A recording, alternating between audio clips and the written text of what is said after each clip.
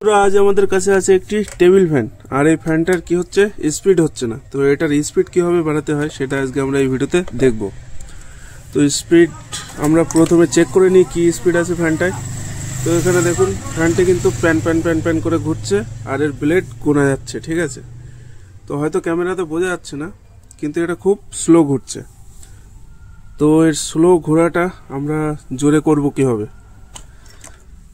তো এটা বেসিক্যালি এই যে ফ্যানটা, এটা কিন্তু বুশ বেয়ারিং স্যাপ কোনো কিছুর অসুবিধা নেই। যদি অসুবিধা থাকতো তাহলে আওয়াজ হতো বা ঘুরতে প্রবলেম হতো, বা এরকম লাগিয়ে দিলে সঙ্গে সঙ্গে ঘুরতো না, কিছুক্ষণ পরে ঘুরতো। আর এখানে যখন এই প্লাগটা অফ করে দিচ্ছি তখন কিন্তু এতটা ঘুরতো না, এটা দাঁড়িয়ে যেত। তো এটা যেহেতু ঘুরছে, ফ্রি আছে, তাহলে এর সমস্যা হলো ক্যাপাসিটারে, এই ব্যাটারিতে। তো এটা আজকে আমরা চেঞ্জ করে দেখবো কি হচ্ছে। তো এটা খোলো। তো এটা কিন্তু শুধুমাত্র এই একটা স্ক্রুর উপরে নির্ভর, আর এই স্ক্রুটা খুলে দিলে এটা বাইরে বেরিয়ে আসবে।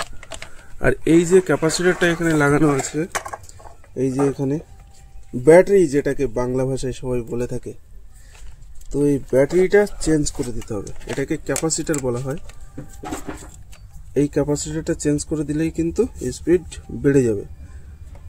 তো এখানে এটা 2.5 mmটির ক্যাপাসিটর আছে, এটা আমাদের চেঞ্জ করতে হবে। তো একটা নতুন 2.5 mmটির ক্যাপাসিটর আমরা এটাতে লাগাবো।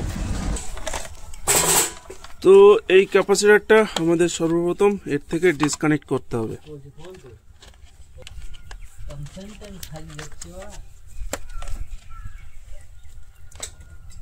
এই কোন কোন তারের থেকে ডিসকানেক্ট হচ্ছে সেটা কিন্তু খেয়াল রাখতে হবে, ঠিক সেই তারে এটাকে লাগাতে হবে। আর এটা কালার ও দেওয়া থাকে, এই রেড তারে সবসময় কমন, আর এই দুটো সবসময় ক্যাপাসিটার লাগে।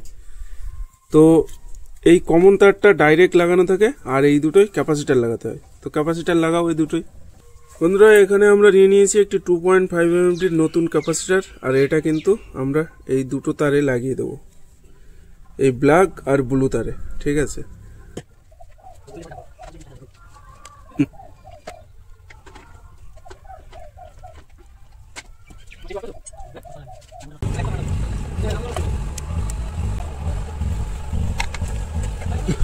তো বন্ধুরা, আমাদের এই ফ্যানে কিন্তু ক্যাপাসিটার লাগিয়ে কমপ্লিট হয়ে গেছে। এবার আমরা এটাকে চেক করে দেবো। তো চেক করার জন্য এখানে আছে বোর্ড,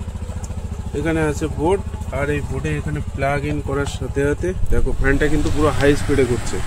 তো তার মানে একটা ক্যাপাসিটার পাল্টে কিন্তু ফ্যানের স্পিড আবার আগের মতো হয়ে গেছে। তো আপনারাও এইভাবে ঘরেতে ফ্যান মেরামত করতে পারেন, ট্রাই করে দেখতে পারেন, অবশ্যই কার্যকর হবে। তো আজকের ভিডিওটা এই পর্যন্ত, দেখা হচ্ছে পরবর্তী ভিডিওতে। ততক্ষণ ভালো থাকুন, সুস্থ থাকুন, জয় হিন্দ, বন্দে মাতরম।